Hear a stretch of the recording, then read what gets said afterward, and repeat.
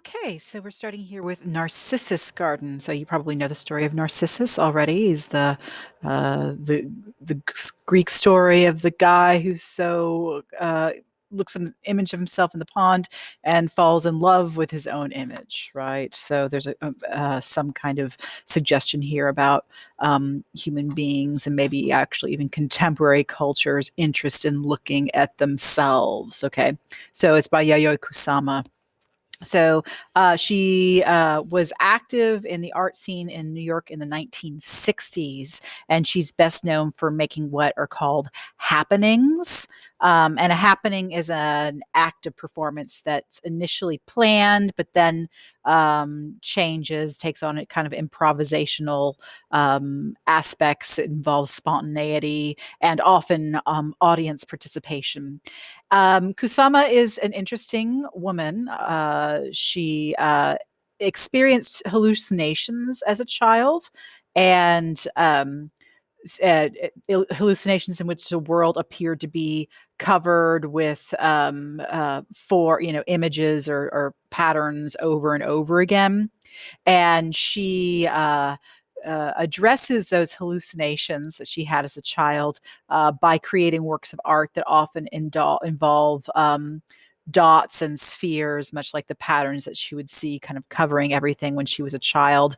So there's kind of a suggestion of kind of endlessness and endless play, especially with this one when we get a closer look at some images. Here we see her at the Venice Biennale, so the biennial, an art show that goes on once every 2 years in Venice, was very famous. You could get to become very well known if you were invited to exhibit there, and she wasn't actually invited to show at this art show, but put on she put this happening on she put this exhibit on kind of without permission outside, and so she dressed herself, and so obviously it consists of these spheres that are very entirely reflective, right? And so she put out these 1,500 mirror balls, and she dressed up in a golden kimono, and she put these balls outside in the pavilion lawn. And she actually would sell some of the balls to people for $2 a piece. And one of the reasons why she was forced to stop selling them, because the people who were running the art show, who I guess let her go ahead and do this thing on the lawn, even though she wasn't strictly invited, were upset that she was kind of selling these works of art just like hot dogs or ice cream cones. And so that might remind you a little bit, for $2 a piece, right? So not very expensive. And so that might remind you a little bit of Duchamp's The Fountain. Of course, we're many years past Fountain. The original Fountain was done in 1917, right? Now we're in 1966. So she put up a sign by the display, or a sign by her presentation that said, "Your narcissism for sale." And so we can see that the mirror balls, I'll give you another good view of them, really do reflect not just the person who's looking at them, but their whole environment. So these, of course, are also mass-produced spheres, right? She's not the one who actually made them. She purchased them.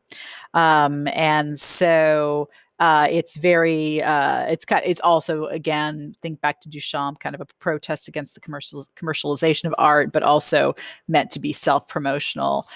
So I actually got to see this. So it's been put on in various places throughout the world since the 60s. And so I actually got to see it this summer. It was at Crystal, well, actually the Momentary, which is the contemporary section of Contemporary Museum for Crystal Bridges. And so here is the placard. It says, "First installed in 1966, Yayoi Kusama's Narcissus Garden invites us to slow down and appreciate our surroundings." That's one way of looking at it. Comprised of nearly 900 mirrored spheres, this playful installation creates unique reflections reflections of people, architecture, and nature. Here, the mirrored spheres symbolize those orbs that occur in nature, sun, moon, and earth. Okay, that's one way of reading it as well, while also referencing the polka dot, which I've already mentioned, right? A common motif in Kusama's work. Through this mesmerizing field of possibilities, the artist encourages us to see ourselves as one sphere within an interconnected universe. So you can see in some of these spheres kind of the surroundings that they're existing in. Here's me, right? You can see me reflected over and over and over again. And here's Kusama. So you can see this is totally a selfie begging for selfies to be taken here, right? This will be included in the presentation that I give you, but she's also known for these infinity mirror rooms, including all the eternal love I have for the pumpkins. I may have shown you an image of that, or maybe I showed my English class, which was an infinity room that she had come through Dallas. Oh, I want to say like 4 years ago. I think it came through the DMA for about 4 years ago. But if you have any interest in these really cool kind of infinity room mirrors, which are just basically mirrors all over the place, and so you see your image over and over again, along with whatever other kind of decorative aspects she has in the room. It's really pretty cool. Okay, that's Yayoi Kusama.